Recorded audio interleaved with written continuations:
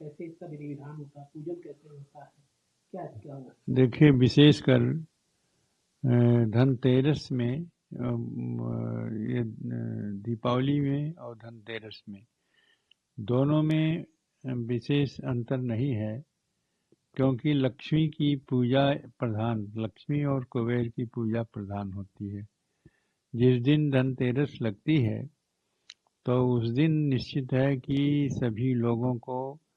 देवी लक्ष्मी की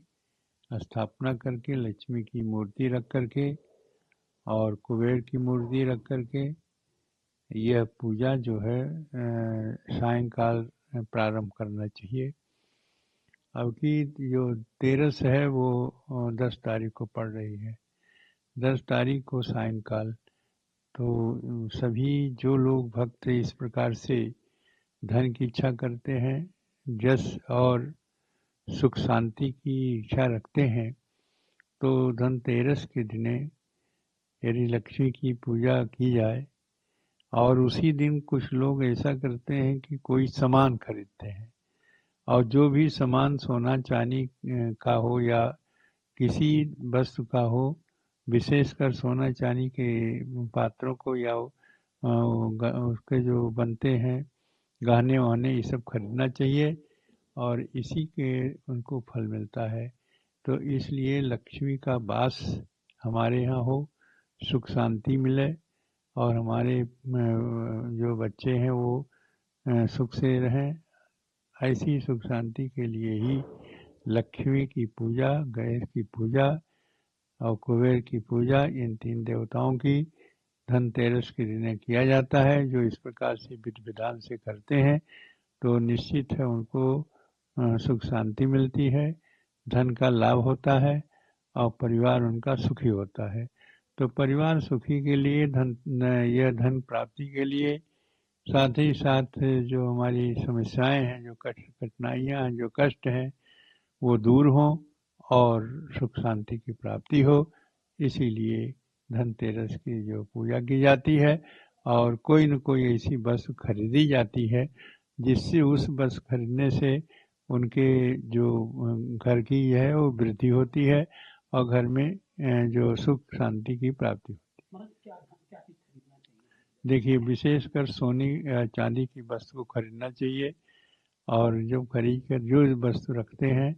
तो उससे अन्य वस्तुओं पर प्रभाव पड़ता है, घर पर प्रभाव पड़ता है और घर में जो है, जो किसी प्रकार की अशांति है वो दूर होती है और शांति की प्राप्ति होती है। इसलिए सोने की वस्तु, चांदी की वस्तु और ऐसे मूल्यवान वस्तुओं को ही खरीदना चाहिए और खरीद करके जब अपने घर पर लाएंगे तो निश्चित है उनको लाभ मिलेगा। दीपावली ये भगवान राम की सबसे बड़ी अयोध्या है, अयोध्या में भगवान 14 वर्ष वनवास। देखिए, दीपावली जो है वो तमसो माँ ज्योतिर्गमय, प्रकाश आवे और अंधकार दूर हो। तो जहाँ पर भी यह दीप उत्सव मनाया जाता है, विशेषकर भगवान राम के विजय के पश्चात अयोध्या वासियों ने उनके स्वागत में यह दीप प्रज्वलित करके और उनका स्वागत किया था भगवान राम के आगमन का। उसमें माता सीता भी रहीं और लक्ष्मण जी थे और राम जी थे। तीनों जब विमान से उतरते हैं और अयोध्या वासियों को पता चलता है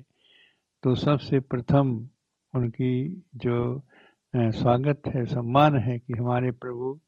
इतने दिनों के बाद वनवास से लौटे हैं और विजय करके आए हैं, इसलिए हम दीप प्रज्वलित करके और उनका जो है मणिमाणिक्यों से दी हुई नहीं है कि केवल दिया जला दिया हो तेल छोड़ करके, बल्कि उन लोगों ने, जो अयोध्या के लोगों ने स्वागत किया था, वो मणिमाणिक में प्रकाश होता है। उनको थाल में सजा करके जो अयोध्या की नारियां रहीं वो भगवान के सामने उपस्थित होती हैं और उसी से उनकी आरती उतारती हैं और सभी अयोध्या के लोग यह अपने अपने घरों में उसी उत्सव के रूप में दीप का प्रज्वलन करते हैं, दीप जलाते हैं। यही परंपरा आज भी चली आ रही है कि पूरे देश में जो लोग भी भगवान को मानते हैं, पूरे देश में दीप का प्रज्वलन होता है और दीपावली के उत्सव के रूप में यह मनाया जाता है। और जो लोग इसको मनाते हैं उनको भी इसी प्रकार से प्रकाश मिले, जो हमारे काम, क्रोध, मोह, लोभ, मत्सर जो दोष